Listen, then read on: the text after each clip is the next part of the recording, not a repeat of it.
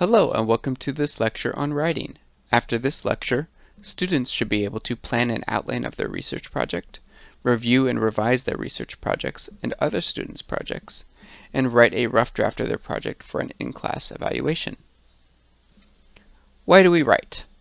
Well, writing is an important way for us to record information so that either we don't have to remember it, or record information so that others can know what we've done and build upon it. Writing for ourselves is difficult. If anyone has ever gone back and looked at their notes from a previous class or from high school or something like that, it sometimes is hard to tell what the heck you're talking about. I know that when I go back and look at my notes from high school or from when I was an undergraduate, sometimes I don't even know what I'm talking about in those notes. And so if you can imagine how difficult it is to understand your own writing, imagine how difficult it is to write for other people. So writing for others is one of the most difficult things we can do, and it is also one of the most important. And in this sense, writing for research, writing for others' consumption, means that we need to be very clear and concise at the same time. We need to write clearly so that other people understand it, but also keep it short so that people don't get overwhelmed with the amount of text that we're giving them. So here is an outline. Typically, we like to outline before we start our writing to help us organize our thoughts. So here's an example of what this can look like. We start with the introduction that introduces our topic, provides background on our topic. So here we have Facebook use and depression. We can provide some background on Facebook and social media use as well as depression. And then we also here want to highlight the significance of this issue. We can show the amount of Facebook use that is occurring within our population with a citation, but we also can here show how depression rates are increasing in teenagers over time with a citation. We want to end this introduction with our own research question and hypothesis, as well as an outline of the rest of the paper. Basically saying, next we're going to do the literature review, then we do the data and methods, and then we conclude with blah, blah, blah, blah, blah. After the introduction, you're going to go right into that literature review. And I want you to use the outline that's provided in Assignment 4. So use those themes from Assignment 4 to structure your literature review. And remember, I want you to synthesize this literature. I do not want to see individual summaries of articles. So use the themes you identified in Assignment 4 to structure and organize your literature review, and use the articles as evidence to back up your arguments around those themes. Finally, with the literature review, you're going to conclude with your contributions to the literature and your hypotheses. Your contribution should highlight the ways that you are either going to improve upon the literature, fix perceived gaps in that literature, or just expand what is known from that literature. After the literature review, you're going to go on and describe your data and methods. This means you're going to describe your variables, including the conceptualization and operationalization of those variables. Describe your data collection, whether it's going to be a survey, an experiment, available data, observation, interviews, etc. The sampling method you're going to use. How are you going to collect this? Is it going to be probability or non-probability sampling? If it's going to be one of those, what specific data collection sampling method are you going to use, such as I'm going to use convenient sampling or I'm going to use stratified sampling. And then you want to finish with the strengths and weaknesses of your approach. What are some issues or flaws that might come up? What are some issues with validity or reliability that might come up with your variables, your data collection, or your sampling?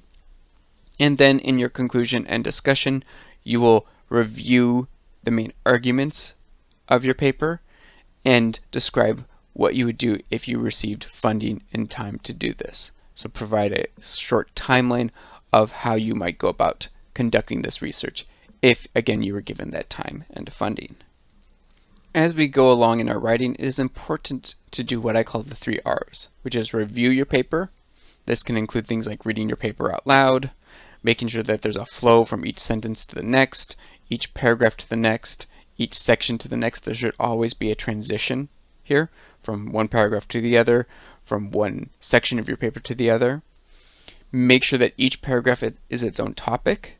Do not try to cram 2 or 3 ideas into one paragraph. Make each idea its own paragraph. Make sure there are no spelling or grammatical errors. Spell check doesn't always catch everything, so make sure you do it on your own. And make sure you've answered all the questions for the assignment. Make sure you've covered all the information you need to cover in each section. Finally, go back and revise, rewrite sections, fix mistakes, incorporate feedback, and repeat this as many times as you need to until you get to a solid, good place with your paper. Some other helpful tips here. Start early and create an outline.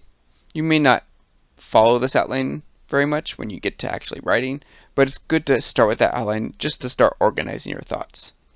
It's better to paraphrase than to use quotes. Whenever you're going to use someone else's idea, whenever you're going to use someone else's information or thoughts, make sure you cite. And in general, it's better to just paraphrase their idea than to use quotes. Again, we're striving for that conciseness and clarity, so a lot of times paraphrasing is going to be the way to go. Use multiple drafts. For my master's thesis, I probably had upwards of 40 drafts by the end. You don't necessarily have to go that far, but you should have at least 2 or 3 drafts by the end of this. Make sure you trade papers with a classmate or get your husband, wife, partner, significant other, friend, parent, etc. to read your paper and give you feedback. Remember, you want to be writing this for someone who is intelligent but uninformed and doesn't know much about your particular topic, and so your job is to communicate this information clearly and concisely so that after reading your paper, they know much more about that topic. I strongly encourage you to exchange contact information with other students in the class and email or trade papers with each other. Make sure you provide constructive feedback when giving feedback. Give both positive and negative feedback. You can say that they did something well, but also say how they could improve upon something else. Lastly, if you are feeling stuck, just write. Change the section of the paper that you're writing about. If you're stuck on the literature review, go to the data methods. If you're stuck on the data and methods, jump back to the introduction.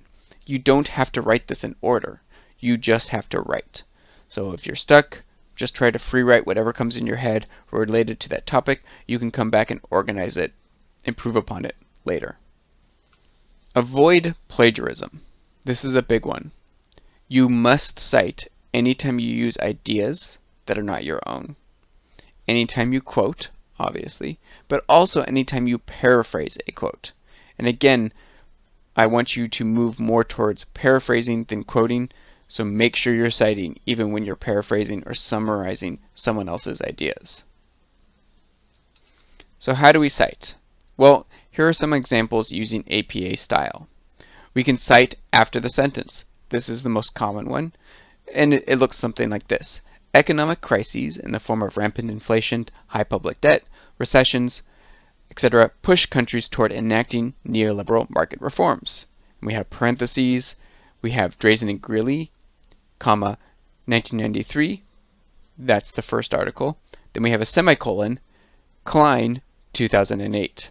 That's our second article. So Drazen and Greeley are the last names of our first article's authors. 1993 is the year it's published. Klein is the last name of our second article's author, and 2008 is when that article was published. The semicolon is a separator between the two articles. So that's citing after the sentence. We can also cite at the beginning of a sentence. So same sentence here, same information, but slightly different wording. According to Klein, 2008, and Drazen and Greeley, 1993, economic crises, particularly high public debt and recessions, push countries toward enacting neoliberal market reforms.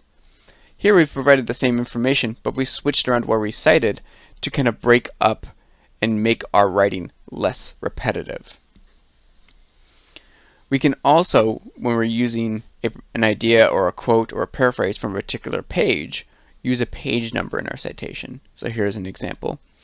We can add page numbers after the years. So here's an example. Indeed, there is evidence left-wing governments enact more expansionary policies while right-wing governments pursue policies that reduce or restrict the government's role. Again, parentheses, Potravke, 2017, comma, page 304. So we're going to separate the author, year, and page number by commas and have it in closed parentheses. Again, as a general rule, if you have any doubt if you should cite or not, cite. You're not going to get in trouble generally for citing too much. You're much more likely to get in trouble for citing too little.